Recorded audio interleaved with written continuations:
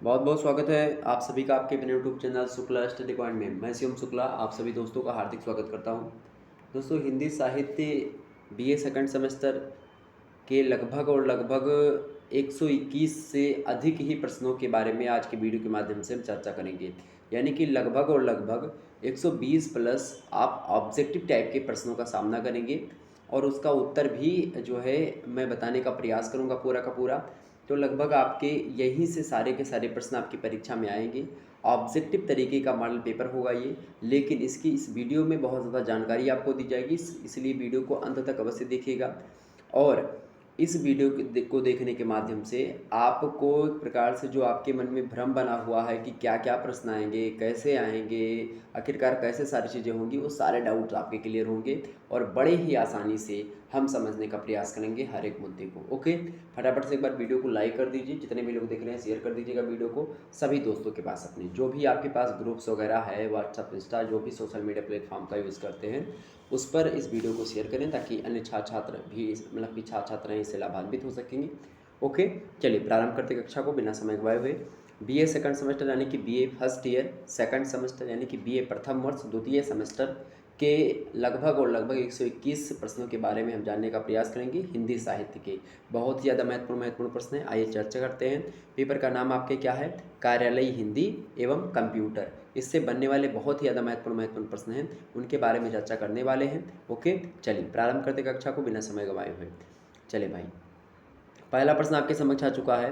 पहला प्रश्न है कि यूनिकोड फांटों के कारण, यूनिकोड जो फांट होते हैं उनके कारण ही कंप्यूटर का संपूर्ण ऑपरेटिंग सिस्टम उपलब्ध हो चुका है। बताएं, यूनिकोड फांटों के कारण ही कंप्यूटर का संपूर्ण ऑपरेटिंग सिस्टम उपलब्ध हो चुका है। किस भाषा में? यानी कि तमिल भाषा में, मलयालम भाषा में, या अंग्रेजी भाषा में, या हिंदी भाषा में। पढ़ क्या रहे हो आप? हिंदी पढ़ रहे हो ना? तो जब भी आपसे पूछा जाएगा हिंदी के लिए पूछा जाएगा। हिंदी के लिए खास करके जो भाषा होती थी अभी तक उसकी अगर बात की जाए तो यूनिकोड फांटों के कारण ही से ही कंप्यूटर में आप देखेंगे उसमें जो है कहीं ना कहीं पे इस भाषा का पूर्ण रूप से अब जो है समर्थन भी रहा है और पूर्ण रूप से विकास भी हो रहा है और हो भी चुका है। हर तरीके से आप देखेंगे गूगल इंडिक कीबोर्ड जो आप टाइपिंग यूज करते हो कभी कभी, तो उसमें क्या होता है अंग्रेजी में लिखो और हिंदी में लिख करके आता है। इस प्रकार से आप देखेंगे हर एक तरीके से ट्रांसलेटर हुआ, गूगल ट्रांसलेटर हुआ, या इसी प्रकार से कुछ भी तमाम प्रकार के जो है टंकण और मुद्रण प्रकार के जो साधन हुए उन सब में हिंदी भाषा एक प्रकार से जो है प्रयुक्त हो रही है और बड़े ही आसानी से प्रयुक्त हो रही है। इसको लेकर के सॉफ्टवेयर भी डेवलप हो चुके हैं तमाम सारे। तो यूनिकोड फांटों के कारण ही कंप्यूटर का संपूर्ण ऑपरेटिंग सिस्टम उपलब्ध हो चुका है। तो ये हिंदी भाषा में ऑप्शन नंबर इसका डी करेक्ट होगा। सभी लोग डी लगाइएगा। एक प्रकार से आपका टेस्ट होगा, ये टेस्ट की भांति आप दीजिएगा। ये टेस्ट है जिसका जितना जो है नंबर आता है आप लोग एक कॉपी पेन लेकर के बैठिएगा, जितना जिसका सही होता है वो इसी प्रकार से अपना जो है सही करते चलेंगे कि जो है पहला क्वेश्चन मेरा सही, इसी प्रकार से सही सही पहला मतलब कि सही गलत कितने सही कितने गलत, ये आप अपना जो है लास्ट में जो है जो वीडियो जब अपलोड हो जाएगी लाइव की तदुपरांत उसके बाद में आप कमेंट सेक्शन में लिख दीजिएगा कि मेरा स्कोर इतना आया सर, मेरा स्कोर इतना आया। तो एक प्रकार से जब आप कॉलेज में जाएंगे अपनी परीक्षा देने तो उसमें बहुत ज़्यादा हेल्प होगी इस बात की। चले, अगला प्रश्न है, एक स्लाइड से दूसरी स्लाइड में जाने के लिए हम अपनी स्लाइडों में शामिल कर सकते हैं। बताएं, एक स्लाइड से दूसरी स्लाइड में जाने के लिए हम अपनी स्लाइडों में शामिल कर सकते हैं चार्ट शामिल कर सकते हैं अपनी स्लाइडों में, या कार्यवाही बटन शामिल कर सकते हैं, या टास्क पेन शामिल कर सकते हैं, या उपरोक्त में से कोई नहीं। तो भाई क्या शामिल कर सकते हैं हम? कार्यवाही बटन जो होती है उसको हम शामिल कर सकते हैं जब हमको एक स्लाइड से दूसरी स्लाइड में जाने के लिए अपनी स्लाइडों में शामिल को हमको क्या करना पड़ेगा? तो कार्यवाही बटन को। ऑप्शन नंबर इसका बी करेक्ट होगा। अगला प्रश्न देखिएगा आप सभी लोग, समाचार पत्रों तथा पुस्तकों की छपाई हेतु प्रयुक्त होने वाला एक प्रचलित फांट है। समाचार पत्रों तथा पुस्तकों की छपाई के लिए प्रयुक्त होने वाला एक प्रचलित फांट कौन सा होता है? चाणक्य फांट, या कृतदेव फांट, या फिर जो है रेमिंगटन, या इंडिक। बताने का प्रयास करेंगे। तो जो चाणक्य फांट होता है उसी को, यानी कि जो समाचार पत्रों पुस्तकों की छपाई इनके लिए जो प्रयुक्त होने वाला फांट होता है उसको क्या कहते हैं? उसको चाणक्य कहते हैं। ओके, तो ऑप्शन नंबर इसका ए करेक्ट होगा। मोस्ट इंपॉर्टेंट प्रश्न है एग्जाम पॉइंट ऑफ व्यू से। अगला प्रश्न आप सभी लोग देखिएगा। अगला प्रश्न है कि शोध नए तथ्यों की खोज ही नहीं उसकी तर्क सम्मत व्याख्या भी होती है, ये परिभाषा किसने दी है? शोध की यह परिभाषा किसने दी कि नए यानी कि शोध जो होता है वो नए तथ्यों की खोज ही नहीं होता है, बल्कि उसकी तर्क संगत यानी कि तर्क सम्मत व्याख्या भी होती है। तर्क के साथ तथ्य एक प्रकार से जो शोध होता है वो क्या करता है, पहले तो तर्क देता है, तर्क देने के साथ साथ उसकी एक प्रकार से तथ्यों की खोज के साथ ही साथ तर्क के सहित जो है उसकी व्याख्या भी करने का प्रयास पूर्ण रूप से करता है कौन, शोध। तो यही लिए जो है एक विद्वान है उन्होंने परिभाषा दी है कि शोध जो होता है नए तथ्यों की खोज ही नहीं बल्कि उसकी तर्क सम्मत व्याख्या भी होती है। ये परिभाषा जो है ये किसकी है? ऑप्शन ए दिया है आपको आचार्य विमल मोहन वर्मा की, ऑप्शन बी दिया है डॉक्टर नगेंद्र की, ऑप्शन सी दिया है आचार्य हजारी प्रसाद द्विवेदी जी की और ऑप्शन डी दिया इनमें से कोई नहीं। फटाफट से बताने का प्रयास करेंगे। तो भाई आचार्य विमल मोहन वर्मा जी की ये परिभाषा रही है शोध से संबंधित। उन्होंने कहा कि शोध नए तथ्यों की खोज ही नहीं उसकी तर्क सम्मत व्याख्या भी होती है। तो ऑप्शन नंबर इसका कौन सा करेक्ट होगा? A option is right answer. अगला प्रश्न देखिएगा। अगला प्रश्न शोध का प्रकार है। शोध का प्रकार ऑप्शन ए मात्रात्मक शोध, ऑप्शन बी है गुणात्मक शोध और ऑप्शन सी है विवरणात्मक शोध। तो भाई शोध के एक प्रकार की बात की जाए तो शोध ये कई प्रकार के होते हैं। शोध में मात्रा यानी कि जो एक प्रकार से क्वांटिटी को डिनोट करते हैं उस प्रकार के शोध भी होते हैं, जो क्वालिटी को बताते हैं उस प्रकार के भी आपके शोध होते हैं, और एक विवरण देने वाले शोध होते हैं जो कि विवरणात्मक शैली में लिखे हुए होते हैं, तो वो भी होते हैं शोध के ही प्रकार। तो ऑप्शन नंबर इसका कौन सा करेक्ट होगा? डी यानी कि उपयुक्त सभी। तो ये जो है सभी प्रकार के शोध होते हैं। ऑप्शन नंबर इसका डी शोध का प्रकार है, मात्रात्मक शोध भी, गुणात्मक शोध भी और विवरणात्मक शोध भी।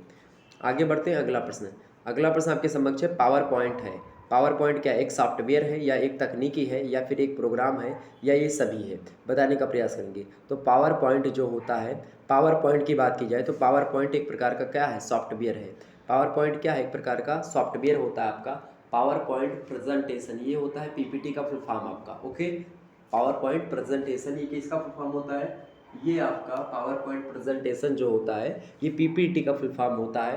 पीपीटी समझ रहे ना कि एक प्रकार से जैसे आपके समझ में पढ़ा रहा हूँ पीपीटी के माध्यम से, पीडीएफ के माध्यम से, तो यही होता है। ओके, आगे बढ़ते हैं। अगला प्रश्न, तो पावर पॉइंट क्या है? एक प्रकार का सॉफ्टवेयर होता है। प्रश्न आपके समक्ष आ चुका, पीपीटी के अंतर्गत पेज को कहा जाता है। यानी कि जो पीपीटी के अंतर्गत जैसे कि मैंने पेज जो है पीपीटी करी है, अब इसके अंदर जो पेज हमने सेट किया है, चूँकि ये लंबी पीडीएफ जो है बनाने के लिए पेज आपको छोटे छोटे पेजों की आवश्यकता पड़ती है, तो वो उन पेजों को हम क्या कहते हैं? पीपीटी के अंतर्गत जो पेज शामिल होते हैं उन पेजों को हम स्लाइड बोलते हैं। स्लाइड बोलते हैं ना कि नेक्स्ट स्लाइड आती है। देखिए जैसे स्लाइड मैं आपको दिखा दूँ यहाँ पर स्लाइड क्या होती है, 1 मिनट में देखने का प्रयास करेंगे। 1 मिनट में छोटा और कर लूँ, ये देखिए ये स्लाइड। अब देखिए ये स्लाइड जो है यहाँ पर देखिएगा अब मैं आपको दिखा दूँ बड़े विस्तार से। ये जो यहाँ से लेकर के ये यहाँ तक ये वाला नीले कलर का दिया हुआ है, ये एक स्लाइड हो गई, ठीक है। यानी एक पेज है तो इसको एक स्लाइड बोलते हैं। फिर इसके बाद में देखेंगे ये चीज़ें जो ये लाल कलर का पूरा दिख रहा है, ये दूसरी स्लाइड हो गई। तो इस प्रकार से स्लाइड है जो कि मैंने इसको जो है कनेक्ट किया है, जोड़ा है, ठीक है। ये बात ध्यान रखिएगा। ओके, क्लियर हो गई? तो आपको समझ में आ गया कि पीपीटी के अंदर का जो पेज होते हैं उनको क्या बोला जाता है? उनको हम स्लाइड बोलते हैं। ऑप्शन नंबर इसका बी करेक्ट होगा। अगला प्रश्न देखिएगा, प्रेजेंटेशन की स्लाइड तैयार करने की रूपरेखा को हम क्या कहते हैं? बताएं। प्रेजेंटेशन की जो स्लाइड होती है उसको तैयार करने की जो रूपरेखा होती है, यानी कि तैयार करने की एक प्रकार से जो ब्यौरा होता है, उसको क्या कहते हैं? उसको स्लाइड बोलते हैं या लेआउट बोलते हैं या प्रोग्रामिंग बोलते हैं या फिर ये सभी बोलते हैं? बताने का प्रयास करेंगे। तो भाई प्रेजेंटेशन की स्लाइड तैयार करने की जो रूपरेखा होती है उसको लेआउट बोला जाता है। ऑप्शन नंबर इसका बी करेक्ट होगा, लेआउट। ओके, अगला प्रश्न देखिएगा। अगला प्रश्न है प्रेजेंटेशन के समय, यानी प्रेजेंटेशन जैसे कि मैं आपके लोगों के समक्ष ये वीडियो प्रेजेंट कर रहा हूँ, रिप्रेजेंट कर रहा हूँ, तो इसी को प्रेजेंटेशन बोला जाता है। तो या फिर स्लाइड पे कैसे प्रेजेंटेशन से देखते हैं, बड़े बड़े जैसे कि जो डिजिटल बोर्ड होते हैं उन पर आप देखते हो कि जो है एक फोकस आता है और बोर्ड पर जो है छपता है, तो वो भी प्रेजेंटेशन होता है, ये भी प्रेजेंटेशन है। और जो डिजिटल बोर्ड पर पढ़ाते हैं वो भी प्रेजेंटेशन है। तो यही पूछ रहा है कि प्रेजेंटेशन के समय एक स्लाइड के बाद जो दूसरी स्लाइड आने की जो प्रक्रिया होती है उस प्रक्रिया को हम क्या कहते हैं? तो भाई देखो, जो एक स्लाइड अभी आपकी लाल कलर की थी, यानी नीले कलर की ये भी स्लाइड है, अभी लाल कलर की स्लाइड आपकी अब समक्ष आएगी। तो ये जो बदलने की प्रक्रिया होती है एक स्लाइड से दूसरे स्लाइड में बदलने की क्रिया या प्रक्रिया को हम क्या कहते हैं? स्लाइडिंग मूविंग बोलते हैं या स्लाइड कंट्रोल बोलते हैं या स्लाइड ट्रांजिशन बोलते हैं या फिर ये सभी कहते हैं? तो भाई प्रेजेंटेशन की स्लाइड या प्रेजेंटेशन के एक समय जब एक स्लाइड से दूसरी स्लाइड की प्रक्रिया होती है तो उस प्रक्रिया को हम स्लाइड ट्रांजिशन बोलते हैं। क्या? Slide transition. ऑप्शन नंबर इसका सी करेक्ट होगा। आगे देखिएगा, अगला प्रश्न आपके समक्ष है, प्रेजेंटेशन की रंग योजना को कहा जाता है। प्रेजेंटेशन की रंग योजना, जैसे कि यहाँ पर मैंने नीले कलर में रखा है और यहाँ पर हमने लाल कलर में कर दिया, ठीक है। तो ये बताइए कि ये जो रंग योजना होती है ये क्या होती है, जैसे कि हमने यहाँ पर काला कर दिया। तो बताओ ये जो रंग योजना है, प्रेजेंटेशन की रंग योजना को क्या कहा जाता है? थीम कहा जाता है, या प्रोग्राम कहा जाता है, या कलर कॉम्बिनेशन बोला जाता है, फिर रूपरेखा बोली जाती है? फटाफट से बताएं। तो प्रेजेंटेशन की रंग योजना को हम क्या बोलते हैं? थीम बोलते हैं। क्या बोलते हैं? थीम। ऑप्शन नंबर इसका आ करेक्ट होगा। आगे बढ़ते हैं, अगला प्रश्न। अगला प्रश्न आप लोगों के समक्ष आ चुका है। अब ये देखिए दूसरी स्लाइड में आ गए हम। तो इस क्रिया को क्या बोलते हैं हम? तो ये एक स्लाइड से दूसरी स्लाइड के बाद जाने की जो क्रिया होती है इसको स्लाइड ट्रांजिशन बोलते हैं। ओके, रंग योजना को यानी किस कलर में आया तो इसको हम थीम बोलते हैं कि उसकी थीम कैसी है। ओके, और पीपीटी के अंतर्गत जो पेज होते हैं उनको हम क्या बोलते हैं? स्लाइड बोलते हैं, ठीक है। और प्रेजेंटेशन तैयार करने की जो रूपरेखा होती है स्लाइड तैयार करने की, यहाँ कैसे कैसे रहेगा, क्या कौन से क्वेश्चन रखने हैं, किस कलर में रखने हैं, ओके, तो इसको लेआउट बोलते हैं। तो ये बात आपकी क्लियर हो गई, कोई दिक्कत की बात नहीं होनी चाहिए। ओके, आगे बढ़ते हैं। आपसे पूछेगा कि विंडो जो होता है हिंदी फॉन्ट है कौन सा है? विंडो 8 या विंडो 9, विंडो 5? तो विंडो 7 जो होता है, आप देखते हैं विंडो 7, तो वो जो होता है वो हिंदी फॉन्ट के लिए ही प्रयोग किया था। तो विंडोज़ की हिंदी फॉन्ट जो है विंडो 7 ही होता है। तो एग्जाम से पूछे तो आप आसानी से बता सकते हो। ओके, अच्छा, हिंदी फॉन्ट को जो है मुख्य रूप से दो प्रमुख श्रेणियों में बांटा गया, ये भी बात ध्यान रखिएगा। तो आपसे पूछता है कि हिंदी फॉन्ट को कितनी प्रमुख श्रेणियों में बांटा है? तो दो श्रेणियों में बांटा है। ओके, ये बात ध्यान रखिएगा। आगे बढ़ते हैं और प्रश्न को देख लेते हैं।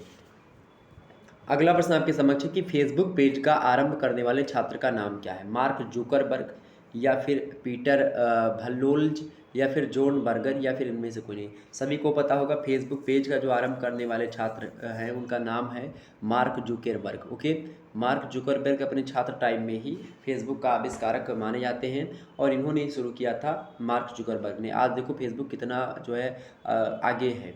अगला प्रश्न देखिएगा, ऑनलाइन डायरी या पत्रिका है। ऑनलाइन डायरी या पत्रिका किसे कहते हैं? ब्लॉग, या स्वयं, या ई पाठशाला, या उपरोक्त सभी? बताएं।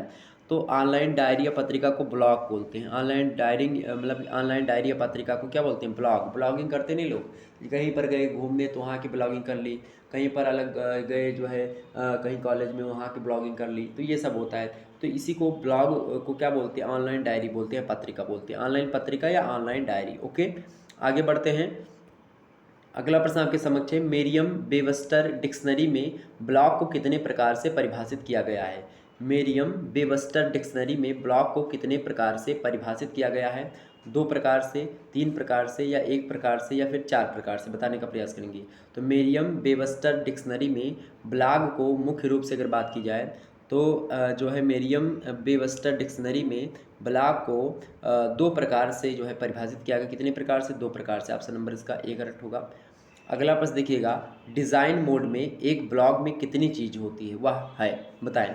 डिज़ाइन मोड में एक ब्लॉग में निम्नलिखित चीज़ होती है। ओके, निम्नलिखित चीज़ होती है, और वो चीज़ कौन सी है? जो कि नीचे 4 ऑप्शन में लिखी हुई है। ऑप्शन ए है व्यू ब्लॉग, ऑप्शन बी है स्टेटस, ऑप्शन सी है आपका कमेंट्स, और ऑप्शन डी है ऊपर सभी। बताएं। तो भाई डिज़ाइन मोड में एक ब्लॉग में ये तमाम सारी चीज़ें होती हैं, जैसे कि जो है कितने व्यू आए हैं ब्लॉग पे, स्टेटस क्या है आपके ब्लॉग का, कमेंट्स कितने आए, ये सब। ऑप्शन नंबर इसका डी करेक्ट होगा। अगला प्रश्न आपके समक्ष है, स्वयं पोर्टल में कितने मतलब कि कुल कितने चैनल हैं? स्वयं पोर्टल में कुल कितने चैनल हैं? तो स्वयं पोर्टल में मेरे प्यारे दोस्तों 32 यानी कि 32 चैनल हैं। स्वयं पोर्टल में कितने चैनल हैं भाई? स्वयं पोर्टल में 32 चैनल हैं। ऑप्शन नंबर इसका सी करेक्ट होगा। अगला प्रश्न देखिए, एक बार सभी लोग वीडियो को लाइक और शेयर कर दीजिएगा, सभी दोस्तों के पास अपने शेयर कर दीजिए वीडियो को। अगला प्रश्न है, स्वयं पोर्टल के कोर्स मोड ग्रुप को कितने भागों में विभाजित किया गया है? बताएं। सभी लोग बताने का प्रयास करेंगे। प्रश्न क्या है? प्रश्न है कि स्वयं पोर्टल के कोर्स मोड ग्रुप को कितने भागों में विभाजित किया गया है? ऑप्शन ए है 2, ऑप्शन बी है 3, ऑप्शन सी है 4, और ऑप्शन डी है 5। बताएं। तो स्वयं पोर्टल की अगर बात की जाए, स्वयं पोर्टल के कोर्स मोड ग्रुप को मुख्य रूप से 5 भागों में जो है बांटा गया है। ऑप्शन नंबर इसका डी करेक्ट होगा, 5 भागों में। अगला प्रश्न देखिएगा, पत्र व्यवहार का इलेक्ट्रॉनिक माध्यम कहलाता है। पत्र व्यवहार का इलेक्ट्रॉनिक माध्यम क्या कहलाता है भाई? फटाफट से बताने का प्रयास करेंगे।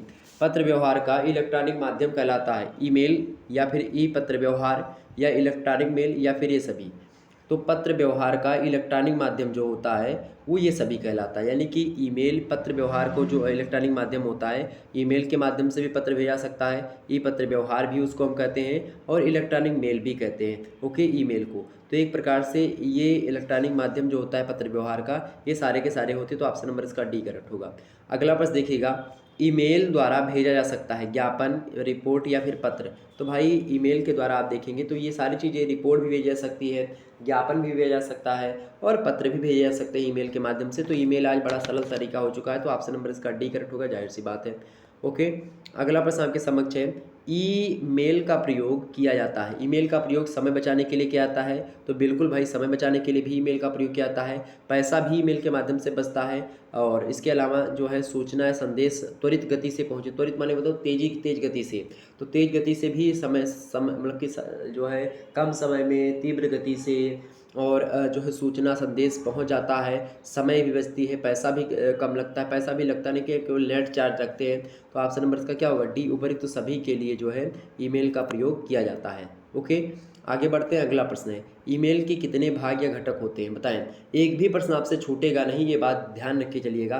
तो ईमेल जो होता है, प्रश्न है कि ईमेल के कितने भाग या कितने घटक होते हैं। तो ईमेल के मेरे भाई 4 भाग या 4 घटक होते हैं। ऑप्शन नंबर इसका सी करेक्ट होगा। अगला प्रश्न देखिएगा, अगला प्रश्न है, ईमेल संदेश को उसके गंतव्य तक, यानी कि जहाँ तक उसको जाना, गंतव्य माने होता है जैसे आपका जो लक्ष्य है, यानी कि ईमेल जहाँ पर भेजा जा रहा है तो उसका वो गंतव्य है। जहाँ से भेजा जा रहा है तो मुख्य बिंदु है, लेकिन जहाँ को जाना है उसको गंतव्य कहते हैं। तो ईमेल संदेश को उसके गंतव्य यानी जहाँ उसको भेजना है वहाँ तक सही समय, सही तिथि, स्टेपिंग और रूटिंग करते हुए भेजने और प्राप्त करने के लिए जिम्मेदार कौन होता है। मैसेज ट्रांसफ़र एजेंट या फिर ईमेल हैंडलर या ईमेल मैसेज टेक्स्ट या फिर यूजर एजेंट बताने का प्रयास करेंगे। तो इसको यानी कि जहाँ तक ईमेल यहाँ से भेजा गया और जब तक वो जो है जहाँ भेजा है आपने, उसके बीच की जो प्रक्रिया होती है, कितनी तेज़ी से जा रहा है, कितने समय में जाना है, कब पहुँचना है, ये सब निर्धारित करता है, या इसका जिम्मेदार जो होता है वो जो है मैसेज ट्रांसफ़र एजेंट जो होता है वो जिम्मेदार होता है। तो ऑप्शन नंबर इसका ए करेक्ट होगा, मैसेज ट्रांसफ़र एजेंट यही जिम्मेदार होता है। ओके, आगे देखते हैं। अगली स्लाइड आपकी समक्ष आ चुकी है। अगली स्लाइड में हम देखते हैं कौन कौन से प्रश्न, जैसे प्रश्न आपके समक्ष आ चुका है। अच्छा, ये बताओ कि ज्ञान दर्शन स्थापित कब किया गया था। ज्ञान दर्शन कब स्थापित किया गया था। तो ज्ञान दर्शन जो है आपका 1997 में स्थापित किया गया था। ये बात ध्यान रखिए। फेसबुक पेज का आरंभ कब हुआ। फेसबुक पेज का आरंभ कब हुआ है। तो 2004 से जो है फेसबुक पेज जो है, जिसको आप पेज कहते हैं ना, फेसबुक पेज लाइक करो, तो फेसबुक पेज का आरंभ कब हुआ है, 2004 से आरंभ हुआ है। ओके, ये बात ध्यान रखिएगा।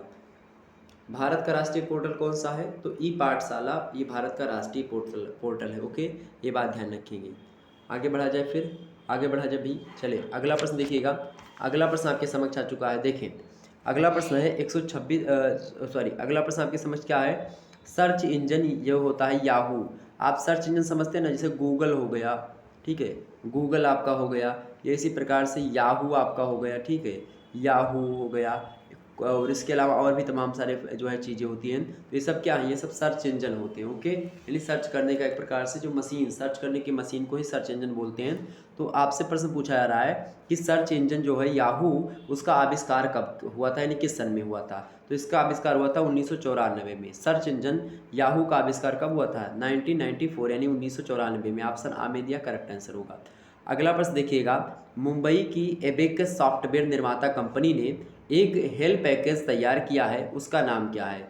मुंबई की एबेकस सॉफ्टवेयर निर्माता कंपनी ने एक हेल्प पैकेज तैयार किया है, उसका क्या नाम है। तो उसका नाम है लिनोटाइप। क्या नाम है भाई, लिनोटाइप। तो आप लोग तब तक सोचते रहिएगा, बाकी मैं बता ही दे रहा हूँ, थोड़ा समय मैं दे रहा हूँ, इसलिए क्वेश्चन को 2 बार पढ़ता हूँ, तब तक आप सोच लें कि हाँ इसका करेक्ट आंसर क्या होगा।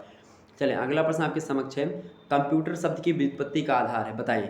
कंप्यूटर शब्द की उत्पत्ति किस शब्द से हुई, जो नीचे दिया गया है इनमें से। ऑप्शन ए है कंप्यूट, ऑप्शन बी है जो है कंप्यूट्स, ऑप्शन सी है जो है कोम्यूट, और ऑप्शन डी है आपका कॉम्पेटिव। बताएं, बताने का प्रयास करें। तो भाई कंप्यूटर शब्द की जो उत्पत्ति हुई कंप्यूट शब्द से हुई। ऑप्शन ए में दिया है COMPUTE, इसी शब्द से जो है कंप्यूटर शब्द की उत्पत्ति मानी थी। ऑप्शन नंबर इसका आ करेक्ट होगा। अगला प्रश्न आपके समक्ष है, कंप्यूट का अर्थ, और सभी का करेक्ट आंसर लगभग आ चुका है। अगला प्रश्न देखेंगे, कंप्यूट का अर्थ है सभी लोग आप पढ़ लिख रहे हो बड़े आसानी से, अच्छा लग रहा है कि जब आप पढ़ते हो और आपके उत्तर सही जाते हैं। ओके, एक बार सभी लोग दोस्तों के पास फिर से वीडियो को शेयर कर दीजिएगा और लाइक कर दीजिए। मज़ा आ रहा होगा वीडियो में, फटाफट से वीडियो को लाइक और शेयर कर दीजिएगा। चलो भाई आगे देखो क्या आएगा। कंप्यूट का अर्थ क्या है भाई, फटाफट से बताओ। कंप्यूट का क्या अर्थ है? जोड़ना, लिखना, समझना या गणना करना। तो कंप्यूट माने होता है, मुख्य रूप से अगर बताएं हम आपको, तो गणना करना, गिनती करना ही कंप्यूट का मतलब होता है। इसीलिए क्या कहा जाता है, गणक। गणक जो होता है बोला जाता है किसको? कंप्यूटर को। इसके आगे संग लगा दीजिए, यानी संख्याओं की गणना करता है या फिर अन्य चीज़ों की गणना करता है। तो गणना करना है, गिनती करने को ही संगणक यानी कंप्यूटर बोला जाता है। तो पहले कंप्यूटर को, कंप्यूटर के स्थान पर संगणक, हिंदी में संगणक का प्रयोग किया जाता था, इसके लिए संगणक। ओके, यानी गणना करने की जो मशीन होती है उसी को। तो कंप्यूट ये डाटा वगैरह को इकट्ठा रखता है और तमाम प्रकार की चीज़ों को जोड़ता है, घटाता है। कई प्रकार के जो है इसमें होते हैं। कंप्यूटर तो आजकल इसके बहुत प्रयोग हो रहे हैं, लेकिन शुरुआत का जो मतलब है गणना करना, गिनती करने से। अगला प्रश्न है, कंप्यूटर का प्रारंभ कहाँ हुआ है? कंप्यूटर का प्रारंभ कहाँ हुआ? रूस में हुआ, अमेरिका में हुआ, जर्मनी में हुआ, लंदन में हुआ, बताएं। तो कंप्यूटर का जो आविष्कार हुआ है ये कहाँ पर हुआ है भाई? कंप्यूटर का आविष्कार करने वाला जो देश है कहाँ पर हुआ है? अमेरिका में जो है कंप्यूटर का प्रारंभ होता है।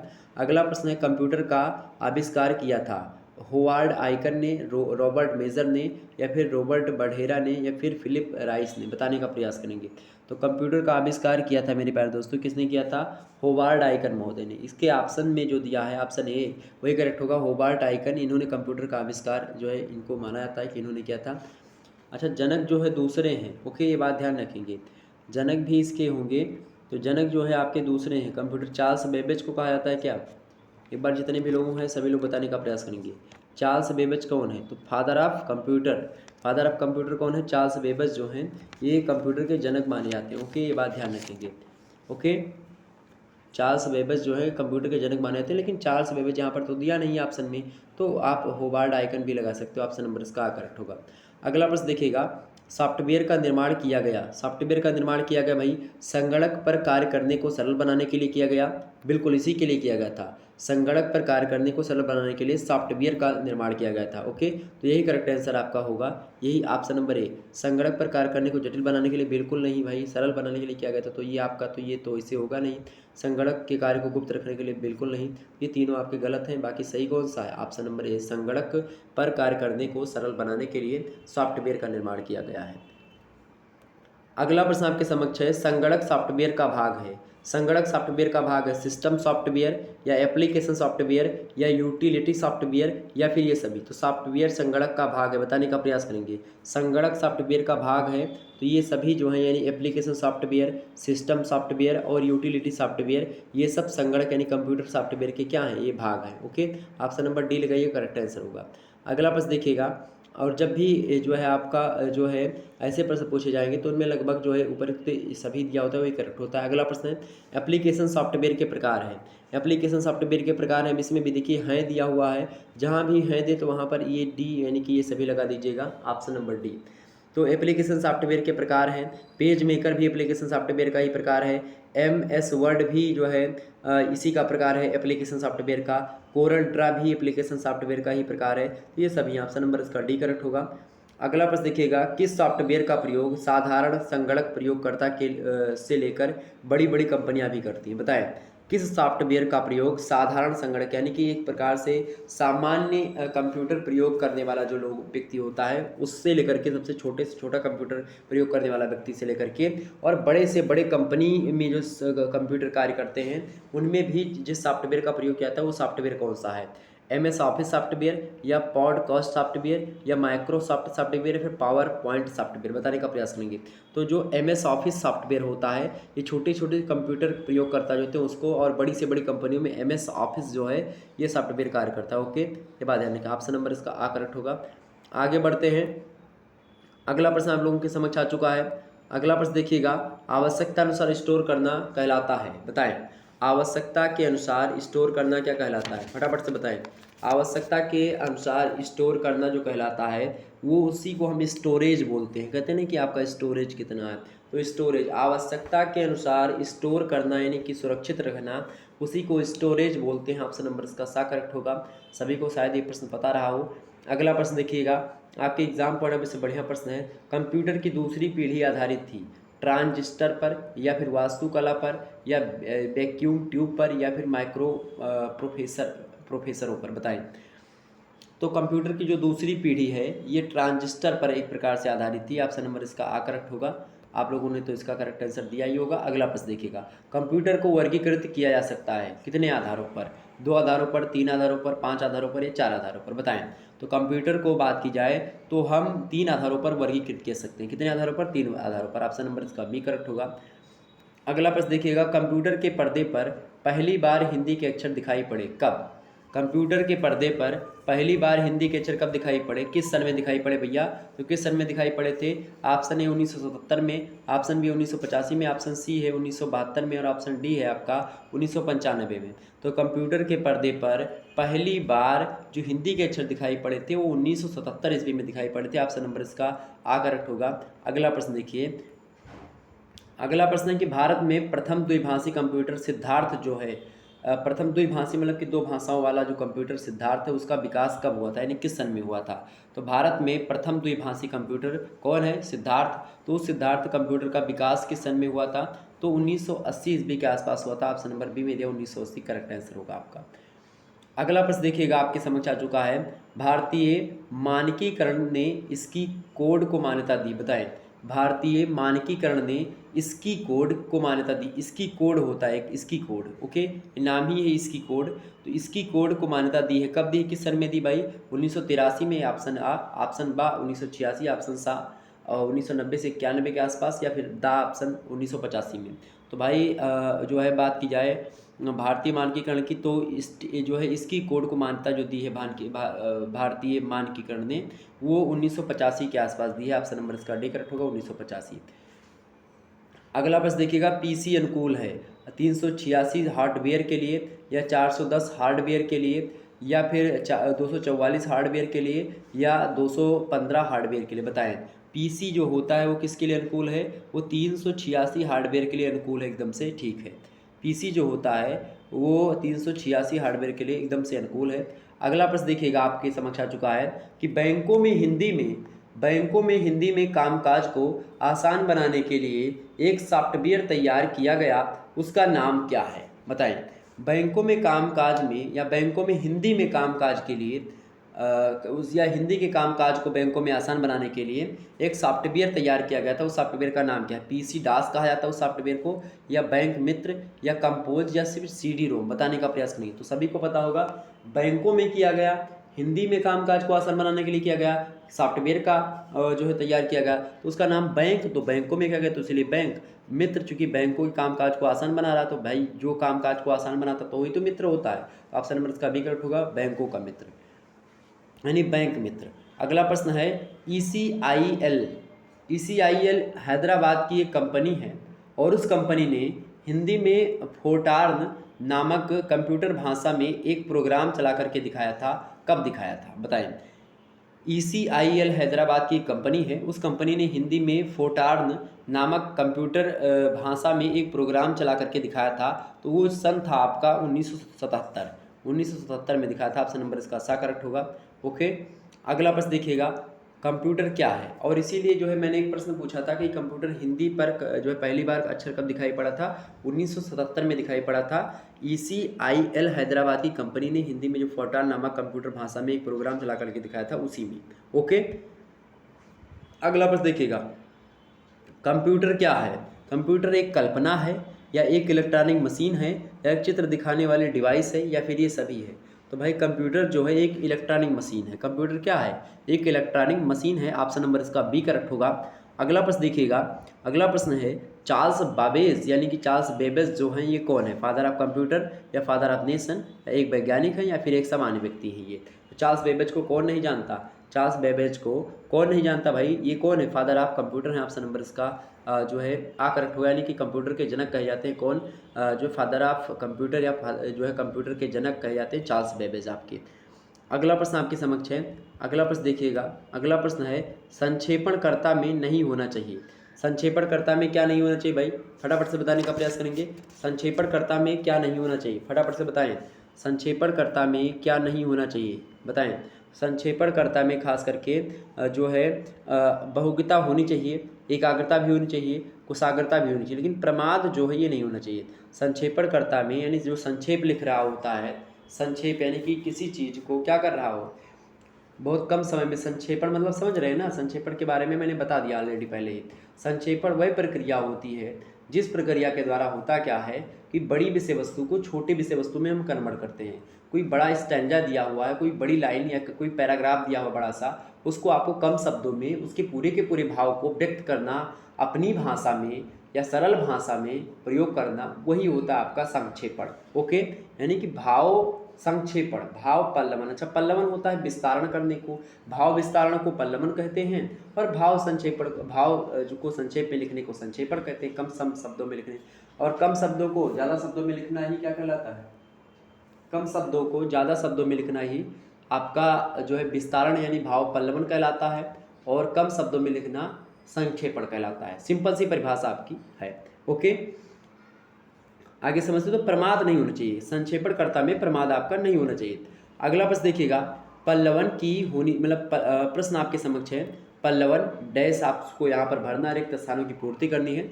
पल्लवन की होनी चाहिए समास शैली की नहीं, अथवा मतलब पल्लवन की होनी चाहिए भावुक शैली, व्यास शैली या मुक्तक शैली या व्यंजनात्मक शैली।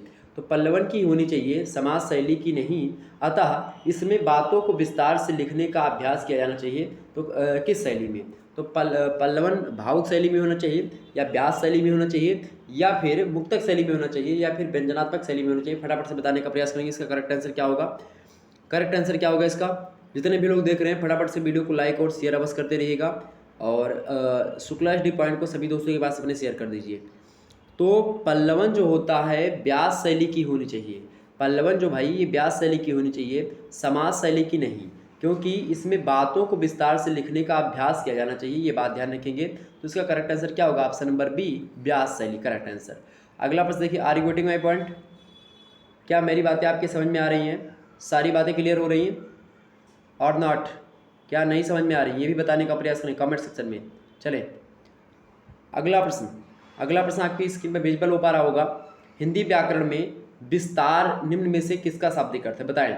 हिंदी व्याकरण में विस्तार निम्न में से किसका शाब्दिक अर्थ है, पल्लवन का या मुहावरे का या लोकोक्ति का या फिर संक्षेपण का, बताएं। हिंदी प्रश्न है, हिंदी व्याकरण में विस्तार निम्न में से किसका शाब्दिक अर्थ है। तो ये विस्तार जो होता है हिंदी में खास करके ये किसका शाब्दिक अर्थ है भैया, पल्लवन का। पल्लवन माने क्या होता है, विस्तार करना, ऑप्शन नंबर इसका ये करेक्ट होगा। संक्षेपण माने संक्षेप में लिखना। अगला प्रश्न है, पल्लवन में विषय का किया जाता है, बताएं। पल्लवन में विषय का क्या किया जाता है भाई, पल्लवन में विषय का किया जाता है स्मरण किया जाता है, अनुवाद किया जाता है, विस्तार किया जाता है, फिर संक्षिप्तीकरण किया जाता है। तो पल्लवन में विषय का या भाव का या फिर जो भी चीज़ दिया होता है हमको, तो पल्लवन में हम विषय का क्या करते हैं, विस्तार करते हैं। सभी को पता, ऑप्शन नंबर इसका डी करेक्ट होगा। अगला प्रश्न है, पल्लवन का अर्थ क्या है, पत्ते आना, विस्तारण, गिरना, उठना। तो भाई पल्लवन का अर्थ क्या होता है, विस्तारण, सिंपल सी परिभाषा है। पल्लवन का अर्थ क्या है, विस्तारण, ऑप्शन नंबर इसका बा करेक्ट होगा, विस्तारण। ओके, आगे बढ़ा जाए, आगे बढ़ते हैं, अन्य प्रश्नों को जानने का प्रयास करते हैं। अगला प्रश्न आपके समक्ष आ चुका है भाई। अगला प्रश्न देखिएगा, अगला प्रश्न क्या दिया हुआ है, अगला प्रश्न आपके समक्ष दिया हुआ है, सभी लोग देखें। चलें, अगला प्रश्न है कि पल्लवन और भावार्थ दोनों में को स्पष्ट किया जाता है, यानी किसको स्पष्ट किया जाता है, डैश आपको ऑप्शन में इसमें भरना है। मूल भाव को स्पष्ट किया जाता है पल्लवन और भावार्थ दोनों में, या फिर अन्य भाव को स्पष्ट किया जाता है पल्लवन और भावार्थ में, या लक्षणा शब्द शक्ति या फिर व्यंजना शब्द शक्ति, बताएं। तो भाई शब्द शक्ति कितने प्रकार की होती है, आप लोगों ने पढ़ा होगा व्याकरण हिंदी में। तो शब्द शक्ति तीन होती है, एक अभिधा, एक व्यंजना और एक लक्षणा। ओके, तो आप बताएं, पल्लवन और भावार्थ दोनों में, पल्लवन और भावार्थ दोनों में मूल भाव को स्पष्ट किया जाता है कि मूल भाव क्या है, उसी मूल भाव को स्पष्ट कर देना ही भाव पल्लवन या भावार्थ कहलाता है। अगला प्रश्न आपके समक्ष है, पल्लवन के लिए निरंतर आवश्यकता होती है अभ्यास या अध्ययन की, या अभ्यास या अध्ययन की, या अध्याय मतलब कि अध्ययन की, या अभ्यास या अध्ययन की, या अभ्यास या अध्ययन की। अब देखिए यहाँ पर अध्ययन गलत लिखा है, यहाँ पर अध्ययन गलत लिखा है, यहाँ पर अध्ययन सही है, यहाँ पर अभ्यास लिखा है, यहाँ पर अभ्यास नहीं लिखा सही तरीके से। तो अभ्यास और अध्ययन कहाँ पर करेक्ट आंसर लिखा है, सी में लिखा है ना। देखिए अभ्यास और अध्ययन ये करेक्ट होगा। पल्लवन के लिए निरंतर आवश्यकता होती है अभ्यास और अध्ययन की, ऑप्शन सी करेक्ट होगा। अगला प्रश्न आप देखिएगा, अगला प्रश्न आपके समक्ष आ चुका है, स्क्रीन पर विजुअल हो पा रहा होगा। अगला प्रश्न है आपके समक्ष क्या है कि पल्लवन लेखन में निम्न में से किसका प्रयोग नहीं किया जा सकता? बताएं। पल्लवन लेखन में निम्न में से किसका प्रयोग नहीं किया जा सकता? कहावत का, लोकोक्ति का, या मुहावरों का, या टीका टिप्पणी का। तो पल्लवन करते समय आपको किससे वर्जित किया गया, यानी कि कौन सा प्रयोग आपको नहीं करना है? तो भाई टीका टिप्पणी का जो है प्रयोग नहीं किया जाता है। आप लोकोक्ति का प्रयोग कर सकते हैं, कहावत का, मुहावरे का प्रयोग कर सकते हैं, अपनी तरफ से टीका टिप्पणी ज़्यादा नहीं कर सकते। ऑप्शन नंबर इसका डी करेक्ट होगा। अगला प्रश्न, टिप्पणी की भाषा होनी चाहिए। टिप्पणी की भाषा कैसी होनी चाहिए? टिप्पणी की भाषा बिल्कुल स्पष्ट होनी चाहिए। टिप्पणी की भाषा बिल्कुल स्पष्ट होनी चाहिए। दूसरा यानी कि अलग अलग अर्थ ना दे टिप्पणी, ताकि किसी को भ्रम ना हो। अगला, टिप्पणी को कमेंट कहते हैं अंग्रेजी में। अगला प्रश्न है, किसी मसले पर लिखित रूप से अपने सुझाव देने का साधन होता है। बताएं। किसी मसले पर लिखित रूप से अपने सुझाव देने का साधन होता है। टिप्पण कहलाता है, प्रार्थना पत्र या समाचार पत्र, या जो है प्रेम पत्र। बताएं क्या होता है? किसी मामले पर लिखित रूप से अपने सुझाव देने का साधन क्या कहलाता है? प्रेम पत्र कहलाता है? बिल्कुल नहीं कहलाएगा। समाचार पत्र ये भी नहीं, प्रार्थना पत्र ये भी नहीं है। तो किसी मसले पर, कोई मसला है, उस मसले पर लिखित रूप से अपने आप की खुद के सुझाव देने का साधन जो होता है उसी को टिप्पण कहते हैं। क्या कहते हैं? उसी को हम टिप्पण कहते हैं। और टिप्पण एक प्रकार से लिखने की क्रिया, टिप्पणी लिखने की क्रिया को टिप्पण कहते हैं। और टिप्पण लिखने की क्रिया जो होती है, इसके तदुपरांत जो हमको प्रतिफल प्राप्त होता है उसको हम टिप्पणी कहते हैं। ये दोनों बात ध्यान रखिएगा। ओके, ऑप्शन नंबर इसका आ करेक्ट होगा। अगला प्रश्न देखिएगा। अगला प्रश्न है, पत्र पर टिप्पणी होनी चाहिए। पत्र पर टिप्पणी होनी चाहिए स्वतःपूर्ण, या सारांश, या विस्तृत, या फिर संक्षिप्त। तो भाई कैसी होनी चाहिए? स्वतःपूर्ण। पत्र पर टिप्पणी जो होती है वो स्वतःपूर्ण होनी चाहिए। ऑप्शन नंबर इसका आ करेक्ट होगा। अगला प्रश्न देखिएगा, टिप्पणी लेखन का आवश्यक गुण है। टिप्पणी लेखन का आवश्यक गुण क्या है? निष्पक्ष अभिव्यक्ति, या पक्षपात युक्त अभिव्यक्ति, या स्वार्थ युक्त अभिव्यक्ति, या इनमें से कोई नहीं। तो भाई टिप्पणी लेखन का आवश्यक गुण जो है वो निष्पक्ष अभिव्यक्ति होनी चाहिए, यानी कि आप जो है किसी के प्रति झुकाव ना हो। ओके, ये बात ध्यान रखेंगे। निष्पक्ष हो, सरल हो, शुद्ध हो, सही हो, ओके, स्पष्ट हो। अगला प्रश्न देखिएगा। चले अगला प्रश्न देखिए आप सभी लोग। अगला प्रश्न देखिएगा। अब ये प्रश्न जो आपका आया है ये आपका खास करके पारिभाषिक शब्दावलियों वाले चैप्टर से है, और इसमें देखते हैं आखिरकार क्या प्रश्न आपसे पूछा गया है। प्रश्न देखेंगे। प्रश्न आपका है ये, क्लियरेन। क्लियरेन जो शब्द है इसके बारे में आपसे कह रहा है। अच्छा, इसका मतलब ये है कि इसको आप हिंदी में इसको क्या बोलते हैं, जो है क्लियरेंस। तो क्लियरेंस को हिंदी में क्या बोलते हैं? विश्लेषण बोलते हैं, निकासी, या अस्वीकृति, या फिर अनुमति। क्योंकि ये सब अनुवादिक शब्दावली, अनुवाद के द्वारा परिभाषित शब्दावली। तो बताएं क्लियरेंस को हिंदी में क्या बोलते हैं? तो भाई अनुमति बोलते हैं। ऑप्शन नंबर इसका सी करेक्ट होगा, इसका करेक्ट आंसर। अगला प्रश्न देखिएगा, चेयरमैन। चेयरमैन के लिए हिंदी शब्द क्या? अध्यक्ष, सभापति, प्रधान, या ग्रामपति। बताएं चेयरमैन के लिए अध्यक्ष। चेयरमैन मतलब क्या होता है? अध्यक्ष। ऑप्शन नंबर इसका आ करेक्ट होगा। अगला प्रश्न देखिएगा, जनरेशन। जनरेशन मतलब क्या है? खेती, जनन, पीढ़ी, या फिर उत्पादन। तो भाई जनरेशन माने क्या होता है? पीढ़ी। ऑप्शन नंबर इसका डी करेक्ट होगा।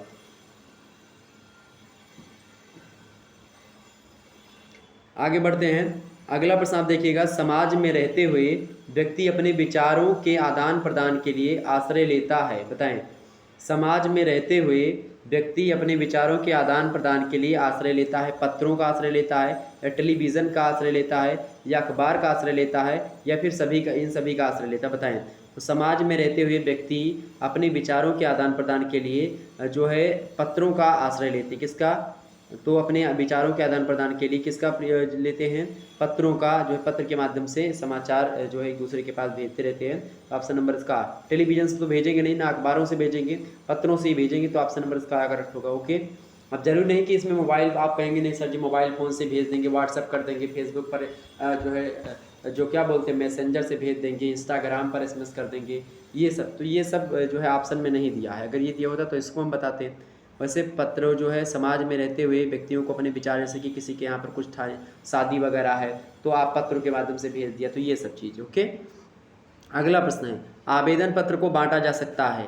आवेदन पत्र को बांटा जा सकता है 2 भागों में, 3 भागों में, 5 भागों में, 4 भागों में। तो आवेदन पत्र को जो है वो 4 भागों में बांटा सकता है। ऑप्शन नंबर इसका सा करेक्ट होगा, करेक्ट आंसर।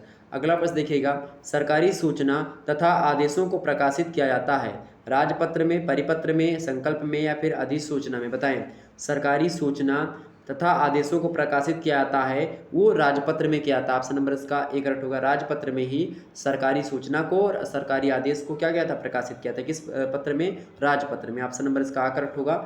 अगला प्रश्न है आवेदन पत्र के अंतिम भाग में क्या लिखा जाता है, निवेशक या फिर भवदीय महोदय या फिर प्रार्थी। तो भाई आवेदन पत्र के अंतिम भाग में जो लिखा जाता है वो क्या लिखा जाता है, वो निवेदक लिखा जाता है। ऑप्शन नंबर इसका आ करेक्ट होगा। अगला प्रश्न देखिएगा, निम्न में से किस पत्र को सेवाग्राम भी कहा जाता है। निम्नलिखित में से किस पत्र को सेवाग्राम कहा जाता है, दूत पत्र को या फिर मितव्यय पत्र को या फिर जो है प्रेस विज्ञप्ति को या फिर अधिसूचना को। तो भाई इनमें से जो है मितव्यय पत्र को यानी कि मितव्यय पत्र को ही हम सेवाग्राम पत्र भी कहते हैं। ओके, सेवाग्राम। तो मितव्यय पत्र को सेवाग्राम भी कहा जाता है। ऑप्शन नंबर इसका बा करेक्ट होगा। आगे बढ़ते हैं। अगला प्रश्न देखिएगा, निम्न में से कौन सा पत्र अनौपचारिक पत्र है। निम्न में से कौन सा पत्र अनौपचारिक पत्र है, फटाफट से बताने का प्रयास करेंगे। निम्न में से कौन सा पत्र अनौपचारिक पत्र है। ऑप्शन ए है कार्यालयीय पत्र, ऑप्शन बी है कार्यालयीय आदेश, ऑप्शन सी है कार्यालयीय ज्ञापन और ऑप्शन डी है अर्ध सरकारी पत्र। तो भाई बताने का प्रयास करेंगे तो कौन सा पत्र अनौपचारिक पत्र है, इनमें से कौन सा पत्र अनौपचारिक यानी सरकारी पत्र कौन सा नहीं। अनौपचारिक पत्र माने होता है कि बिना वैसे, जैसे अनौपचारिक पत्र में समझ रहे हैं, जैसे गाँव वगैरह में लिखे तो कोई पत्र किसी को वैसे मतलब बिना जो है कानूनी या फिर विधिक तरीके से कोई नियम ना हो, कोई कायदा ना हो, ऐसे पत्र लिखकर भेज दो। तो भाई इनमें से जो कार्यालयीय पत्र होता तो वो औपचारिक पत्र होता है। कार्यालयीय पत्र आपका औपचारिक पत्र होता है। कार्यालयीय आदेश भी है औपचारिक होता है। कार्यालयीय ज्ञापन भी आपका औपचारिक होता है। अर्ध सरकारी पत्र जो होता है यही आपका अनौपचारिक होता है। अनौपचारिक यही होता है आपका अर्ध सरकारी पत्र। अगला प्रश्न देखिएगा, सरकारी पत्र की विशेषता है। सरकारी पत्र की क्या विशेषता भैया, सत्यता, ये सत्य होता है बिल्कुल, संक्षिप्तता, पूर्णता। बताएं भाई ये सभी होती है। सरकारी पत्र की सत्यता भी अगर नहीं तो बेकार है, फिर संक्षिप्तता नहीं तो कुछ सरकारी लोग उसको पढ़ना पसंद नहीं करेंगे जो सरकारी कर्मचारी हैं, और पूर्ण नहीं रहेगा तो भाई पूरी बातों को समझ नहीं पाएंगे, जो आपके विचार हैं, जो कार्यालय के विचार हैं उनको सही तरीके से समझ नहीं पाएंगे। तो सत्यता, पूर्णता और संक्षिप्तता ये तीनों बहुत जरूरी, और भी बातें जरूरी है। ऑप्शन नंबर इसका डी करेक्ट होगा। ओके, अगर आपको देखना तो लिखित वाला मॉडल पेपर इससे पहले ऑलरेडी अवेलेबल है, उसको देख लीजिएगा। और इससे पहले एक ऑब्जेक्टिव टाइप का मॉडल पेपर अब और अवेलेबल, उसको देख लीजिएगा। सिलेबस अवेलेबल, उसको देख लीजिएगा। सारे के सारे वीडियोस को प्लेलिस्ट में मैंने संकलित कर दिया, आप लोग प्लेलिस्ट में देख सकते हो। ओके, अगला प्रश्न देखिएगा, शीघ्र पहुंचाने वाला पत्र भी कहा जाता है। शीघ्र पहुंचाने वाला पत्र भी कहा जाता है। बताएं शीघ्र पहुंचाने वाले पत्र को क्या कहते हैं, द्रुत पत्र कहते हैं या मितव्यय पत्र कहते हैं, फिर अधिसूचना है, फिर उपरोक्त में से कोई नहीं। बताने का प्रयास करेंगे। तो शीघ्र पहुंचाने वाले पत्र को हम क्या कहते हैं, उसी को द्रुत पत्र कहते हैं। क्या कहते हैं, द्रुत पत्र। ऑप्शन नंबर इसका आ करेक्ट होगा।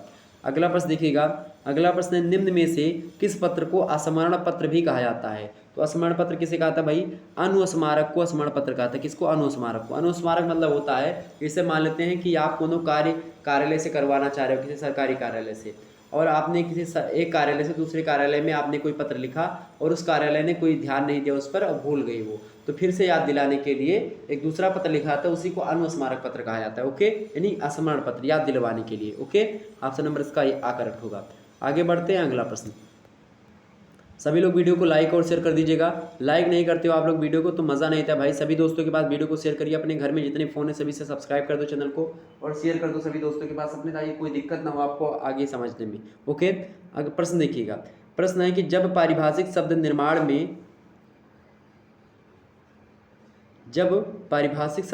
में दो शब्द आपस में एक साथ प्रयोग होते हैं वे क्या कहलाते हैं। बताने का प्रयास करें सभी लोग। जब पारिभाषिक शब्द, प्रश्न है कि जब पारिभाषिक शब्द निर्माण में दो शब्द आपस में एक साथ प्रयोग होते हैं तो वे क्या कहलाते हैं, विदेशी प्रत्यय कहलाते हैं, या सामासिक शब्द निर्माण कहलाते हैं, या तद्भव प्रत्यय कहलाते हैं, या तद्भव उपसर्ग कहलाते हैं। बताने का प्रयास करेंगे। तो भैया ये प्रश्न जो आपका आ चुका है ये नेक्स्ट स्लाइड से है, और इसका करेक्ट आंसर जो होगा आपका ऑप्शन नंबर बी, सामासिक शब्द निर्माण कहा जाता है उसको। ऑप्शन नंबर इसका बी करेक्ट होगा। जब पारिभाषिक शब्द निर्माण में दो शब्द आपस में एक साथ प्रयोग होते हैं वे जो है सामासिक शब्द निर्माण कहलाते हैं। ऑप्शन नंबर इसका बी करेक्ट होगा, सामासिक शब्द निर्माण। अगला प्रश्न देखिएगा, पारिभाषिक शब्दावली में अनिवार्य होना चाहिए। पारिभाषिक शब्दावली में क्या अनिवार्य होना चाहिए भैया, तो परिभाषित शब्दावलियाँ सरल होनी चाहिए, सरलता अनिवार्य होनी चाहिए, एक रूपता भी अनिवार्य होनी चाहिए, और बोधगम्यता। बोध माने होता है ज्ञान, गम्यता माने होता है जानकारी, यानी कि बोध को एक स्थान से, यानी कि जो ज्ञान है वो जान सके। बोधगम्यता मतलब कि जानने योग्य हो। ओके, तो परिभाषित शब्दावलियाँ सरल होनी चाहिए, एक रूपता उसमें होनी चाहिए, नहीं कि एक रूप उसमें होना चाहिए, ऐसा नहीं कि कई शब्दों से मिलकर के बनी हो, अपने आप में एक प्रकार से यूनिक हो और बोधगम्य यानी कि जानने योग्य हो। तो ये सभी चीज़ें होनी चाहिए। तो परिभाषित शब्दावली के लिए अनिवार्य, ये ऑप्शन नंबर इसका डी करेक्ट होगा। अगला प्रश्न देखिएगा, परिभाषित शब्दावली में बंधन रहता है, रूप का बंधन या व्याकरण का बंधन या शब्दों का बंधन या विनम्रता का बंधन। तो भाई परिभाषित शब्दावलियों में जो बंधन रहता है वो विनम्रता का बंधन रहता है। ऑप्शन नंबर इसका डी करेक्ट होगा। अगला प्रश्न देखिएगा, फॉरवर्ड, फॉरवर्ड हिंदी की हिंदी क्या है? आगे का, आगे बढ़ना, अग्रसरित करना या आगे देखना, बताएं। फॉरवर्ड की हिंदी क्या है? फॉरवर्ड की हिंदी क्या है भाई? फटाफट से बताने का प्रयास करेंगे। फॉरवर्ड की हिंदी क्या है? तो फॉरवर्ड की हिंदी है अग्रसरित करना। ऑप्शन नंबर इसका सही करेक्ट होगा, अग्रसरित करना फॉरवर्ड की हिंदी है। अगला प्रश्न देखिएगा, अगला प्रश्न आपके समक्ष है, कॉस्ट मतलब कि कस्टम्स, कस्टम्स की हिंदी क्या है? सीमा चौकी या सीमा शुल्क या अनुपालन या प्रथा। तो कस्टम्स जो है टैक्स होता नहीं है, तो ये हमारे सीमा शुल्क जो होता है उसी को कस्टम बोलते हैं, कस्टम ड्यूटी। तो सीमा शुल्क को हम क्या बोलते हैं? कस्टम्स बोलते हैं अंग्रेजी में। अगला प्रश्न देखिएगा, एडवोकेट जनरल का हिंदी रूप क्या है? अभिभाषक या न्यायविद या महाधिवक्ता या उच्चाधिवक्ता, बताएं। तो एडवोकेट जनरल को हम क्या बोलते हैं? एडवोकेट जनरल को हम महाधिवक्ता बोलते हैं। क्या बोलते हैं? महाधिवक्ता। एडवोकेट जनरल को महाधिवक्ता कहते हैं हिंदी में। ऑप्शन सा करेक्ट होगा। अगला प्रश्न देखिएगा, एड्रेस, एड्रेस को हिंदी में क्या बोलते हैं? पता, सूचना, संबोधन या फिर अभिभाषण। तो भाई सभी को पता होगा, सभी को पता होगा कि पता ही होता है। एड्रेस का मतलब क्या होता है? पता। ऑप्शन नंबर इसका आ करेक्ट होगा। एड्रेस माने पता। अगला प्रश्न है असेंबल, असेंबल को हिंदी में क्या बोलते हैं? असेंबल को हिंदी में क्या बोलते हैं भाई? असेंबल को हिंदी में क्या बोलते हैं? फटाफट से बताने का प्रयास करेंगे। असेंबल को हिंदी में क्या बोलते हैं? जुटना, इकट्ठा करना, जोड़ना या फिर ऊपर नीचे करना। तो असेंबल को हिंदी में अगर बोले तो असेंबल को हिंदी में हम लोग जोड़ना बोलते हैं। असेंबल माने हिंदी में जोड़ना। ऑप्शन सा करेक्ट होगा। अगला प्रश्न देखिएगा, आइडियंस, आइडियंस को हम श्रोता बोलते हैं, दर्शक या फिर सुनवाई या पढ़ना, बताएं। तो आइडियंस को क्या बोलते हैं? आइडियंस माने दर्शक यानी देखने वाले। ऑप्शन नंबर इसका बी करेक्ट होगा। अगला प्रश्न देखिएगा, केयर, केयर मतलब क्या होता है? सावधानी, परवाह, देखभाल या फिर ये सभी। तो भाई केयर मतलब होता है ये सभी, यानी कि परवाह करना भी देख केयर माने होता है, सावधानी करना भी होता है, मतलब कि सावधानी रखना, देखभाल करना, ये सब केयर का ही मतलब होता है। ऑप्शन नंबर इसका डी करेक्ट होगा, ये सभी। तो ये सभी प्रश्न एग्जाम में आपसे पूछे जाएंगे। ये खास करके जो इंपॉर्टेंट प्रश्न थे उसको मैंने रखा है इसमें। कैपिटल, कैपिटल को पूंजी बोला जाता है, राजधानी या फिर मूल, जब बताएं। तो कैपिटल माने भैया पूंजी भी होती है और राजधानी भी होती है, ये दोनों की अंग्रेजी होती है कैपिटल। ऑप्शन नंबर इसका आ करेक्ट होगा, आ और बा दोनों करेक्ट आंसर है। ओके, आगे बढ़ते हैं। अगला प्रश्न आपके समक्ष है, कंडीशन, कंडीशन की हिंदी मीनिंग क्या है? शर्त, दशा या फिर स्थिति, बताएं। तो कंडीशन की ये सभी मीनिंग है, चूंकि कंडीशन माने शर्त भी होती है कि भैया ये कंडीशन है, और चाहे वो कहने एक कंडीशन जरूर है। एक कंडीशन माने स्थिति यानी दशा भी होती है, दशा स्थिति दोनों एक बात है। तो कंडीशन ये सभी मतलब होता है। ऑप्शन नंबर इसका डी, ऊपर सभी।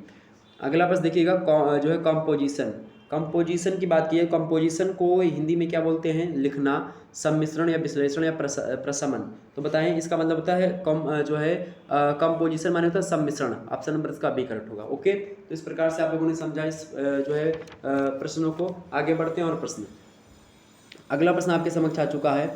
अगला प्रश्न देखिएगा, अगला प्रश्न आपके समक्ष आ चुका है, हिंदी साहित्य की मैं बात कर रहा हूँ। हिंदी साहित्य BA second semester, BA first year second semester का ये ऑब्जेक्टिव टाइप का मॉडल पेपर है। लिखित टाइप का मॉडल पेपर एक महीने अवेलेबल करवा दिया है, और जल्द ही और भी आप लिखित टाइप के मॉडल पेपर आपके समक्ष आते रहेंगे, तो आप लोग उनको जरूर देखिएगा।